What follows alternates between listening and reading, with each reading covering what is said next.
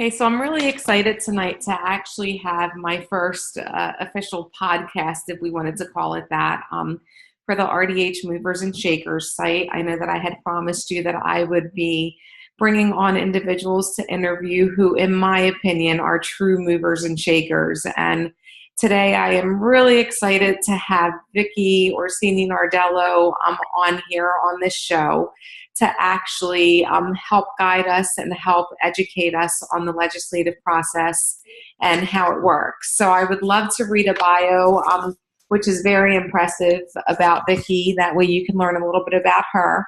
And then we have some questions that we would hope, I know she's going to answer great, and we can get some information from her. And again, really excited that she wanted to do this for us. So thank you, Vickie, for doing it. My pleasure. Thank you. So Vickie Nardello served in the Connecticut House of Representatives from 1994 to 2012.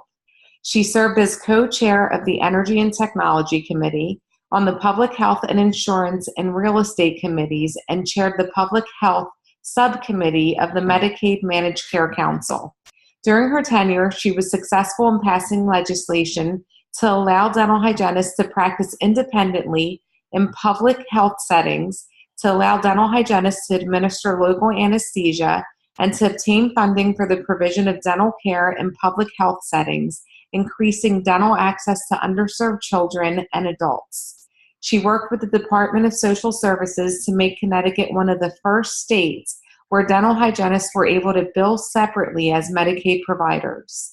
Since 1999, she has served on the board of the Connecticut Health Policy Project, that serves to educate legislators on health policy and works with foundations to improve health access. She has served as chair of the board of the Connecticut Health Policy Project from 2013 to 2018. Vickie is currently running for the state Senate. As a senator, she plans to make health issues a priority. She will address workforce issues, including allowing dental hygienists to become dental therapists. Vickie, that is a really impressive bio, and I am so excited to have you and your expertise on this podcast tonight. And I really want to hear from you today. And I guess one of my first questions is, not only are you running for a state Senate position, but you are an RDH and you are a mover and shaker. So when did your career in dentistry begin? I actually graduated from dental hygiene school with my associate's degree in 1971, and then I then got my bachelor's degree in 1975 and a master's in health education in 1977. So it actually, private practice started in 1971 because I actually worked and went to school part-time in order to get the advanced degrees. That's great. And what sparked your interest to move from the dental hygiene or dental profession fields into politics? Well, I was actually the legislative chair for the Connecticut Dental Hygiene Association. And what happened was I was successful in passing two bills, the first of which was we had a practice act that was very, very antiquated. It actually said that dental hygienists could not use professional judgment and skill. I mean, and just hearing those words personally made me crazy, because I thought, who would want someone to work on them that doesn't use professional judgment and skill? So we revamped the Practice Act, and in that particular period, what we did is we also defined supervision to make sure that it was very clear that the dentist need not be on the premises when the hygienist worked in the office. He just needed to have authorized the treatment to say, yes, I authorize her to be in my office on that. It cleared up a situation where there was some confusion. 2 years later, I passed a bill that took dental hygienists out from under the dental board. We had 2 hygienists on the board, and I believe it was 7 dentists. So what do you think the vote was whenever there was any issue regarding dental hygiene? 7-2, okay? I mean, and that was not that was not something that I was very happy with. And it was the time when dental hygiene was really talking about having their own separate boards. That was really the talk of the time. This was 1994 when this happened.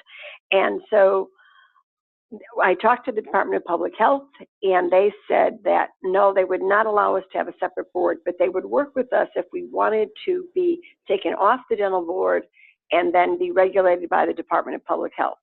And at that time, okay, I thought it was a very good decision. And the reason being is because the dental public health department, the public health department, not the dental public health department, the public health department, actually its interests are pro-consumer.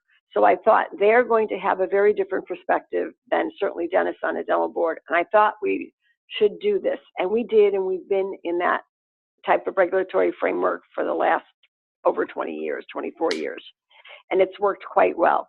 So when we have issues, we go to the department. So we're not speaking to a dentist per se, we're speaking to someone that works in that department and that regulates that area. So that was sort of the basis for my getting involved. As I went to that 1994 point, I was actually a hygienist in the Hartford Public Schools.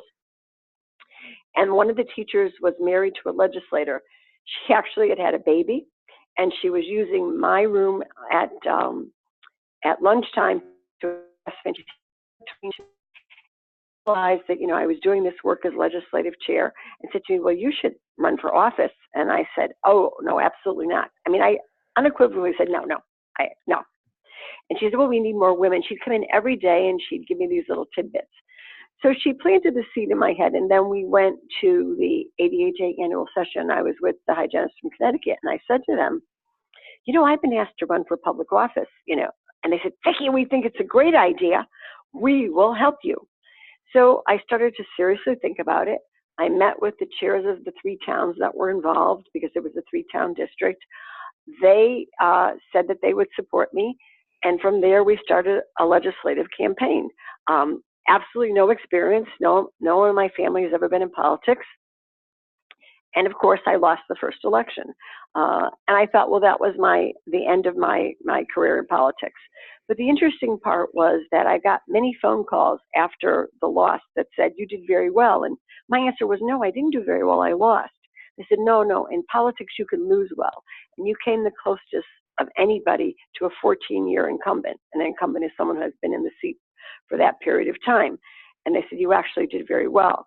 So in the next election cycle, he decided not to run, so it became an open seat. And an open seat is the best time for you to take a seat in the legislature. So I did run, and I actually won that election by 168 votes. It was very close, because I actually was running in a district that was very Republican, and I was running as a Democrat. So that is pretty much how I got started and went to the legislature. Hope it wasn't too long. Not at all. So it's really interesting that really your only experience in legislation was legislative chair for your component.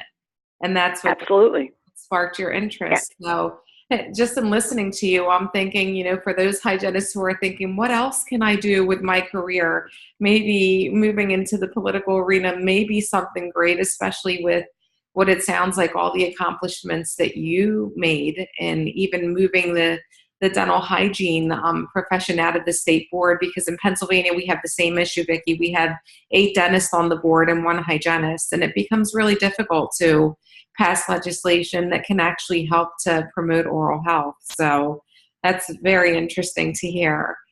How about obstacles? What was your biggest obstacle or challenge during the process, and how did you overcome it? Well, I think I told you that it is a very Republican district. So my biggest obstacle was getting people to vote for the person and not the party. That was a very big challenge. And so what I needed to do is I did a great deal of personal contact.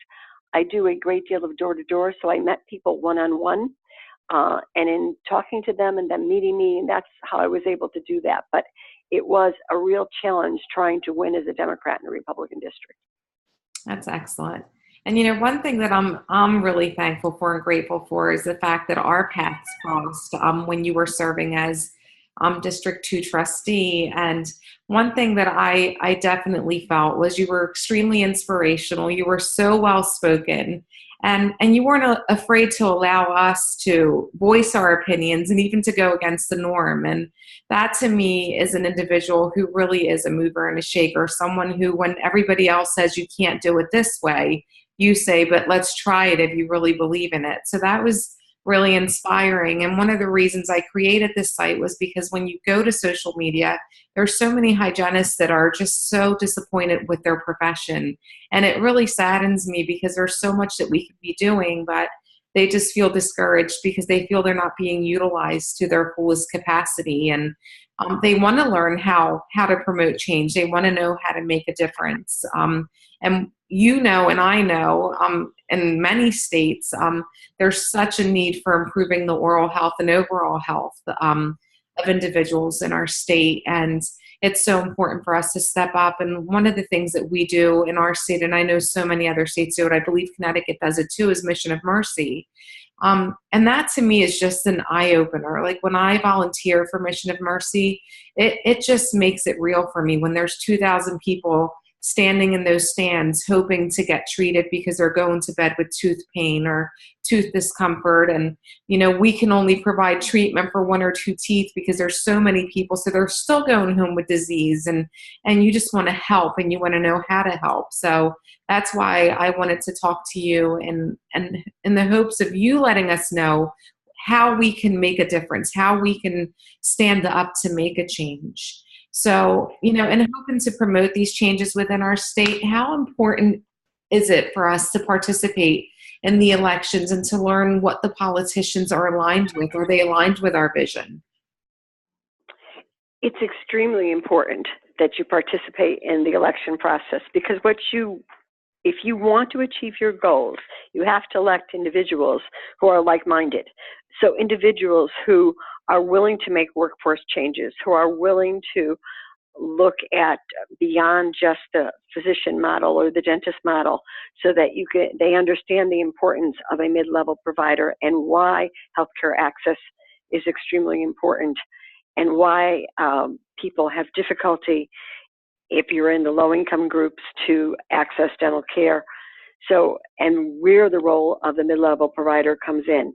And the only way you're going to do that, again, is by getting involved in that elective process, finding that person who thinks like you, and getting that person elected. And how about just after the election? Does it stop there, or is it important to foster relationships with our state leaders, to visit the Capitol, to do lobby days, participate in lobby days? I know Pennsylvania, we're thinking of doing a rally at the state Capitol. Actually, we have the date, May 21st. It's a Tuesday, just to move us forward and just to make the public aware of what we do. So how important is it for us, even throughout the year, to make present? It's actually very important throughout the year. So there's a number of things you could do.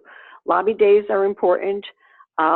A rally is a great idea, but if you're going to do a rally, you have to make sure you get a large number of people so that you'll get a lot of attention, you'll get a lot of press.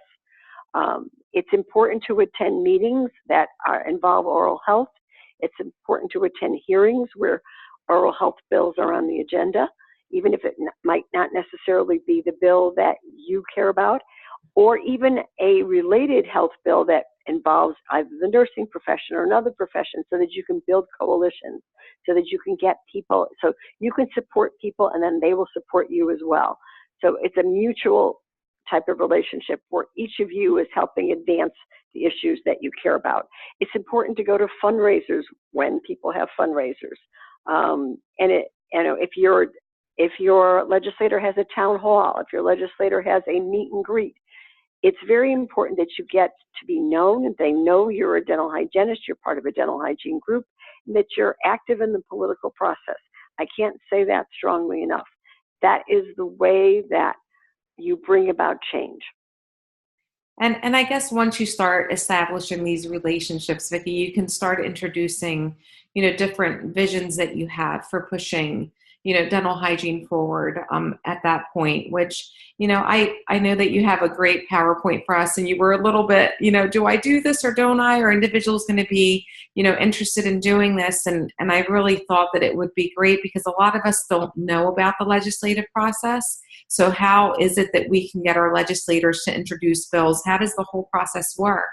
And I think in showing this PowerPoint presentation, you can really help us to learn how the process works. That way we know the importance of us being involved. Happy to do that for you, Lisa. The legislative process is it's complex and convoluted, but you can learn it, and when you get good at it, and if you enjoy it, and I think a lot of it is about enjoying it, it's really kind of a love-hate relationship. You either love this or you just say, I want nothing to do with it. But if you love it, you can achieve amazing things. So let's go to the next slide. Okay, so this is actually, let me just give you a little bit of background. This is actually the slide that I use in my health policy course, the PowerPoint that I use in my health policy course. So, and I put this quote up there because, it says agitators are a set of interfering, meddling people who come down to some perfectly contented class of community and sow seeds of discontent among them. That's why agitators are absolutely necessary. Without them in our incomplete state, there would be no advance towards civilization. Now let's put this in a dental hygiene perspective. The people who feel we're interfering and meddling is the dental community. They certainly want to keep the status quo and things as they are. We need to agitate, and we have to sow those seeds of change. So that's why this quote is important. You can move to the next one. Okay. People think of advocacy as lobbying, but it isn't necessarily the same thing.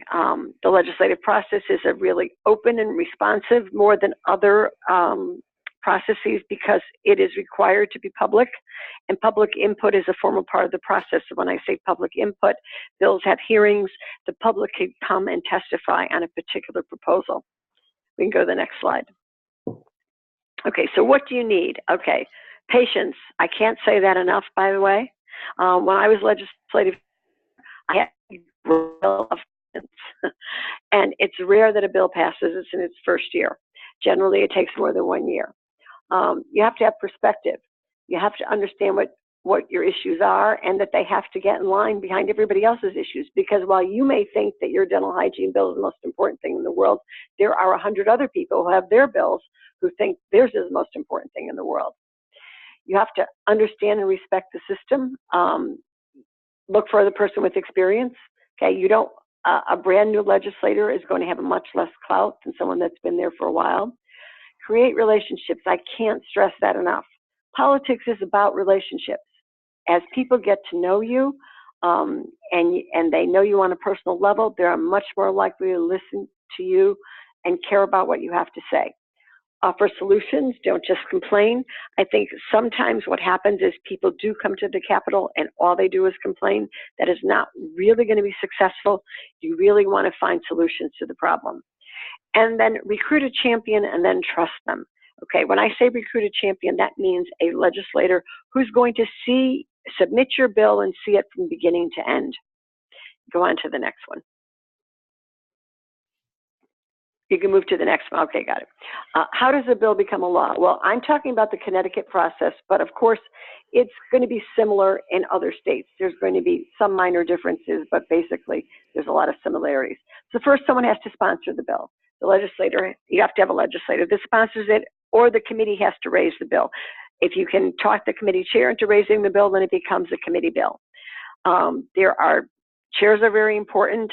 The screening of the bills are very important, and it says JF days. Those are called joint favorable. Those are the days that the bills are put on an agenda for a final vote out of the committee. There are hearings, there are meetings, and lots of changes. Bills change a great deal during the process. The bill language that you see in the beginning that you submitted will probably be very different at the end. Bills get referred to other committees, and that's also the way bills die. So you may get your bill out of the committee as you planned, but it gets referred to another committee who doesn't pass it out, and then the bill dies. There are calendars of both the House and Senate. and the House and the Senate have a screening committee which reviews all the bills. And the screening committees are very important because they're generally not published, at least in Connecticut. So only the insiders know who's on the screening committee and who's going to actually review those bills and decide whether they're going to get on any agenda. There are amendments to bills, okay? You'll see the word Christmas trees. That is a bill that is written in such a way as to allow lots of amendments to it. And usually you try to avoid Christmas tree bills because you don't want everybody to be able to amend your bill.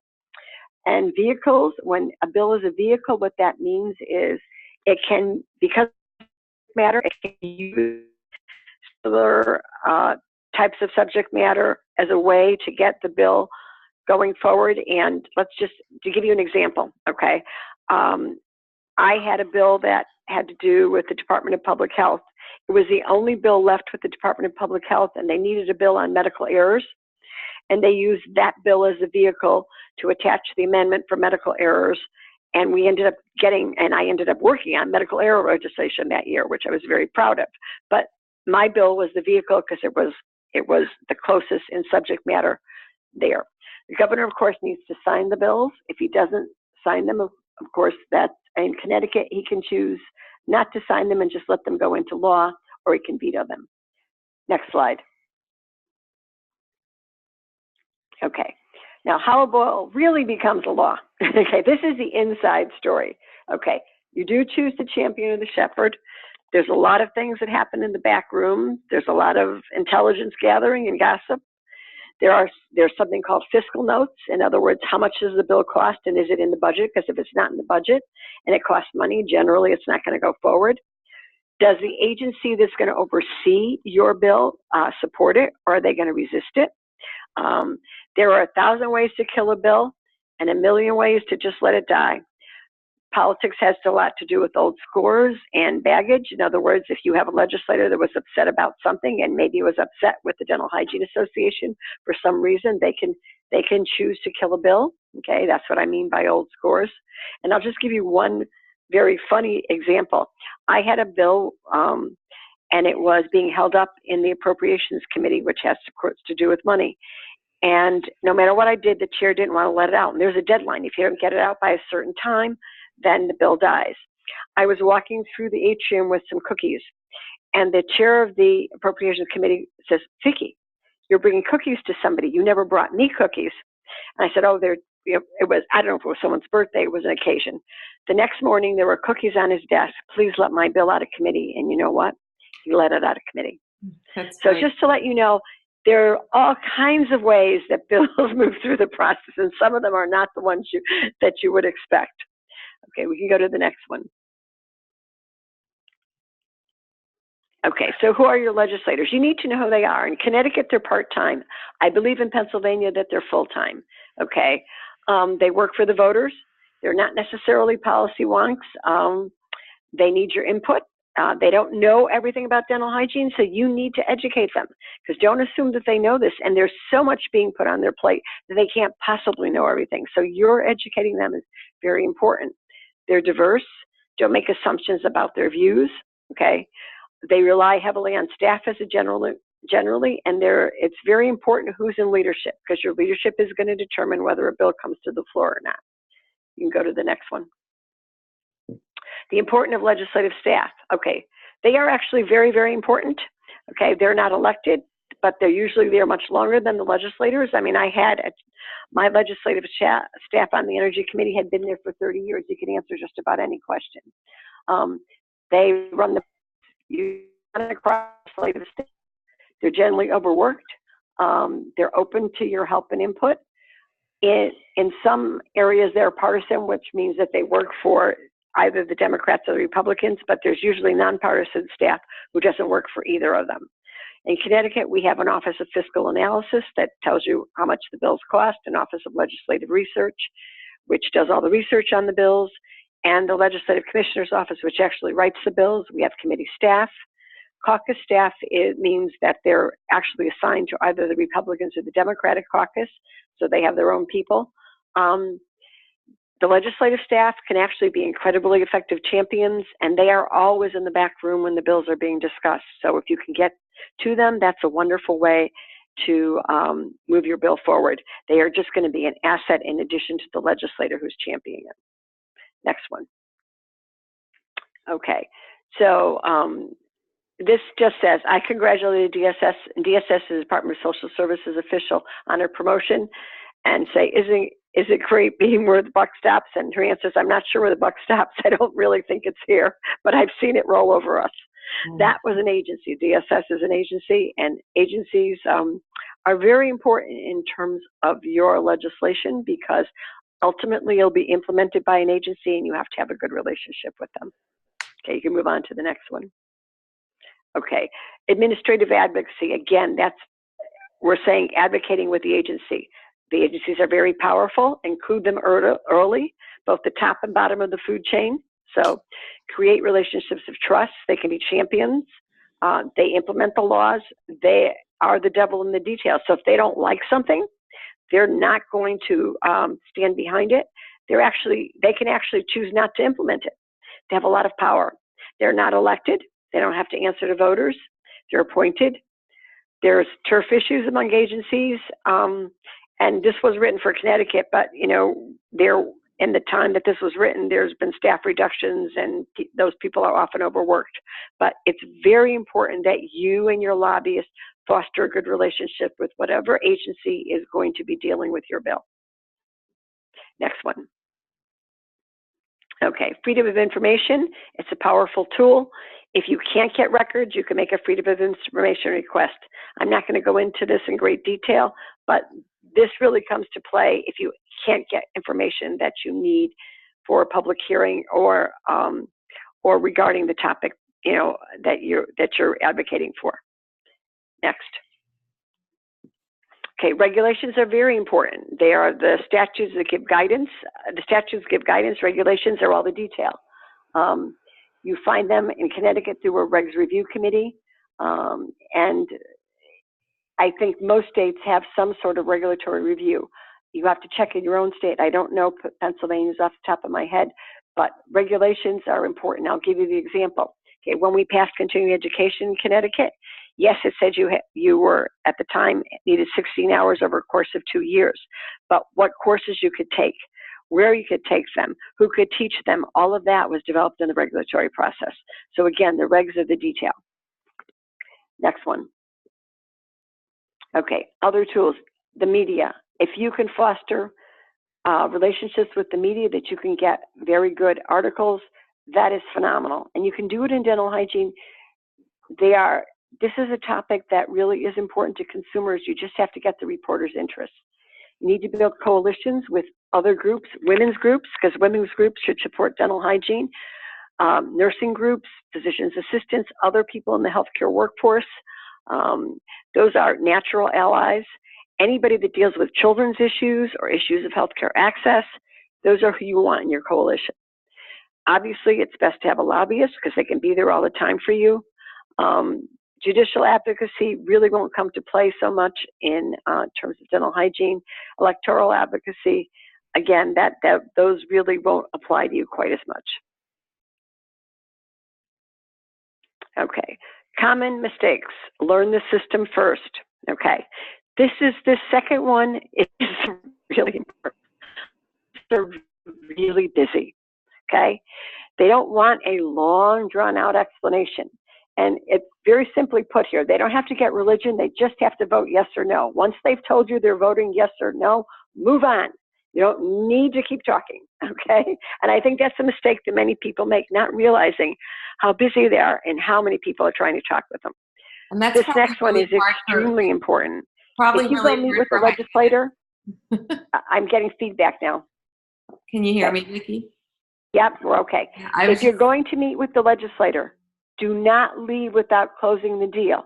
In other words, at the end of the meeting, ask them if they're going to support your legislation. Okay? You need to know yes or no. Always follow through on any requests. Don't take anything personally. Be patient and be flexible. Okay? Next one. Okay, things that you shouldn't forget. Legislators can be exasperating at times because they all have different personalities. But you have to always be polite. Say thank you to everybody that helps. Make sure you get your story straight.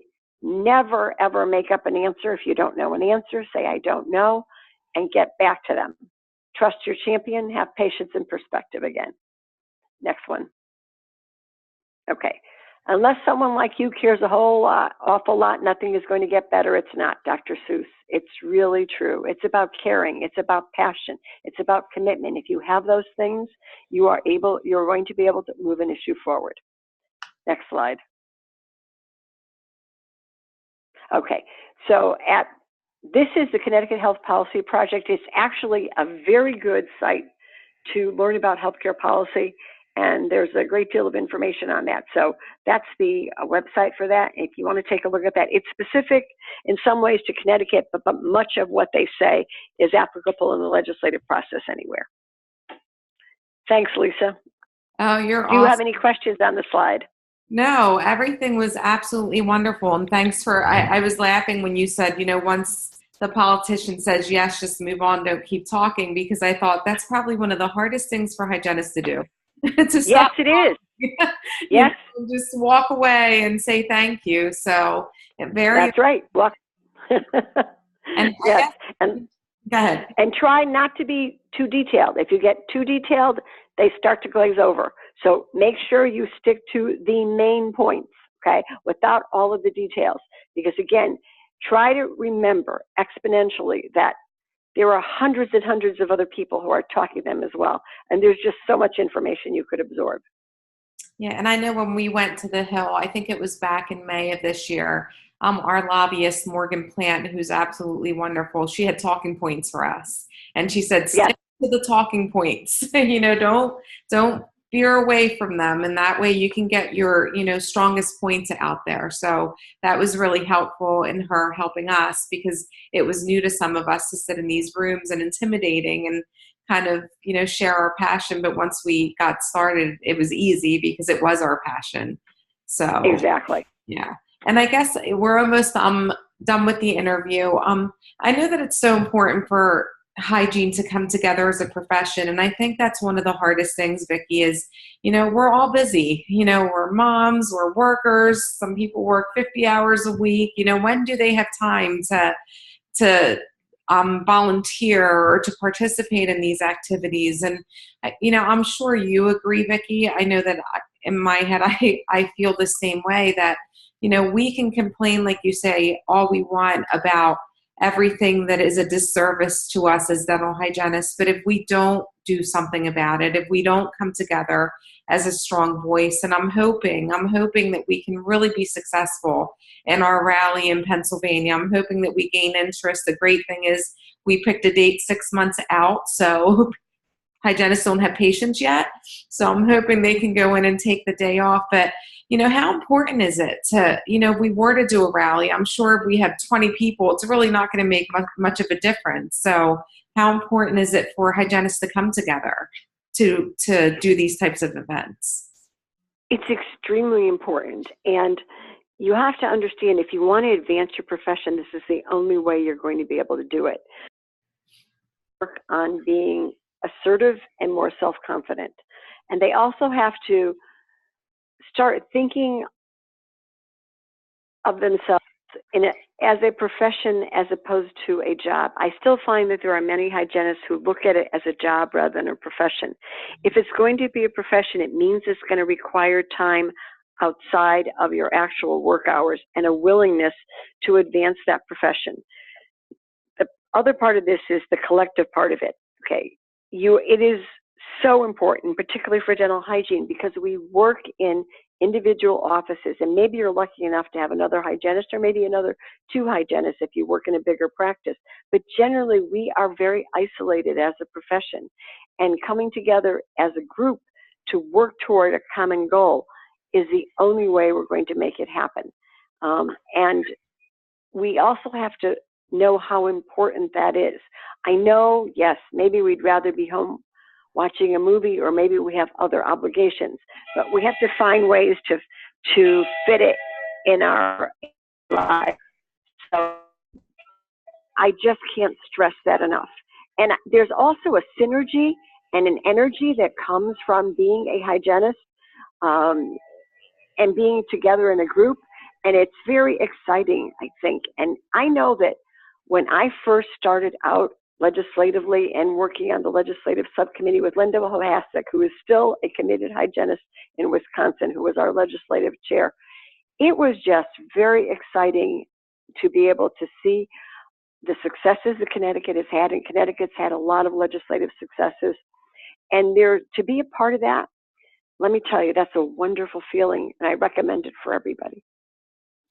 Thank you, Vickie, and thanks again for taking the time to just be with us tonight and just to guide us in what we need to do to actually promote change. Again, thank you so much, and I look forward to sharing this with all the hygienists that are on the RDH Movers and Shakers. Have a good night. My apology for the phone ringing. That's the only problem with two phones being in the house. No, so I should have turned it off, so my apologies for that. No, it's wonderful to talk to you, Lisa. Thank you very much. My best to all the Pennsylvania dental hygienists. You'll always hold a special place in my heart. I loved being your district trustee and working with you as a group, and I'm very excited that you're going to be pursuing legislative initiatives, and please keep me informed, and if there's anything I can do, I'm happy to. Well, we'd like you to move to Pennsylvania and run for the position here. All right. Well, listen, I just thought of something. Why don't we just get a hygienist in Pennsylvania who can run? Let's try to recruit her, and I can help her in terms of how to win an election. How's that?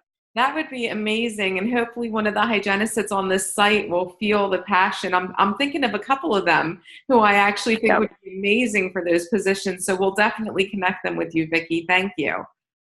Well, tell them they will learn so much, and it will open up so many horizons I can't even begin to tell you. So if you have any interest in it at all, I'm happy to help you or serve as a mentor in any way I can. Thank you so much. Thanks, Lisa. You take care. You too. Bye-bye now. Bye.